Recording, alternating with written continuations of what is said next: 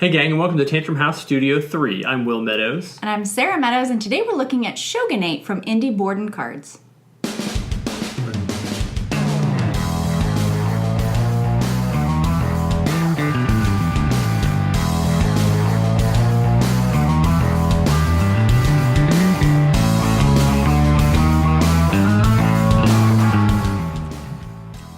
Warring clans are working hard to make sure that their leader is the next to succeed the Shogun, but they must keep all of their actions a secret for honor's sake. Shogunate is designed by Adrian Azell and fiercely illustrated by Jarek Nacone. It is a 3 to 6 player secret identity game. Let's take a look at it now. At the beginning of the game, the 6 house leader cards are randomly placed on the table. Each player is given a hand of identical cards and 2 secret loyalty cards. The player to have most recently engaged in swordplay, always me, takes the Hatamoto tile and the plot card is revealed for the round. Then the players are ready to begin. Each round, all of the players will be simultaneously revealing a single card from their hand in order to rearrange the order of the clan leaders.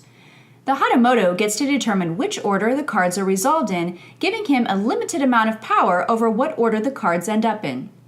After all of the card actions have been taken, honor is bestowed on the leaders based on the plot card. The Hatamoto gets to move the shinobi and either add or remove honor each round, and then the Hatamoto tile is passed to the next player and the process is repeated. Once one leader has 12 honor on his card, the game ends and players reveal their loyalties. Everyone totals the number of honor their 2 leaders have received, and the player to have amassed the most wins the game.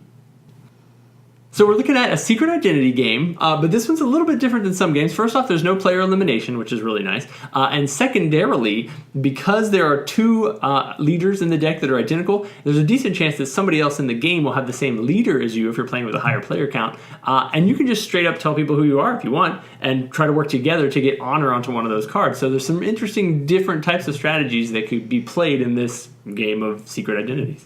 Yeah, I like that you only have a very small hand of cards, and so you're limited and of only one action per round or turn. And so you really need to pay attention to keeping some of the better cards toward the end of the game so that you have a little more control over how the leaders get moved around and shifted and the honor awarded to each one. We've played the game a number of different times. I haven't really been able to tell if starting order makes a huge difference. Playing that Hatamoto card, or being the Hatamoto, really does give you some extra power because especially with that shinobi, being able to throw extra honor on the tile that you're going for, that seems to be a little more powerful later in the game as it's kind of getting down to the wire and you're getting closer to having 12 honor tiles on your card. That shinobi marker can sometimes be the one that stops you from winning or that gives the other guy the victory.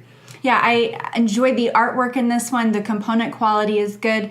There's great Asian-themed artwork that goes with this one, and I think they did a good job of tying the theme together with it. Yeah, we've had a lot of fun with it. We've played it with some different size groups. It's actually been pretty enjoyable as a party game to be able to play with. The last time we played it at our party game, some of the people were hardcore gamers. They had a great time. They felt like there was enough meat and strategy. A couple people were not board gamers at all, but they were willing to jump in because it was easy enough to understand. And then they actually did pretty well in the game because once you figure out that, okay, I got to get my dude to the middle to get the honor onto him to win the game, it's a lot of fun.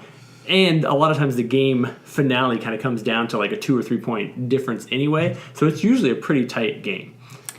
If it sounds like something that you'd be interested in, then check it out at your friendly local game store or coming from a number of different publishers. And be sure to subscribe to our channel as well. Love to see you guys next time around.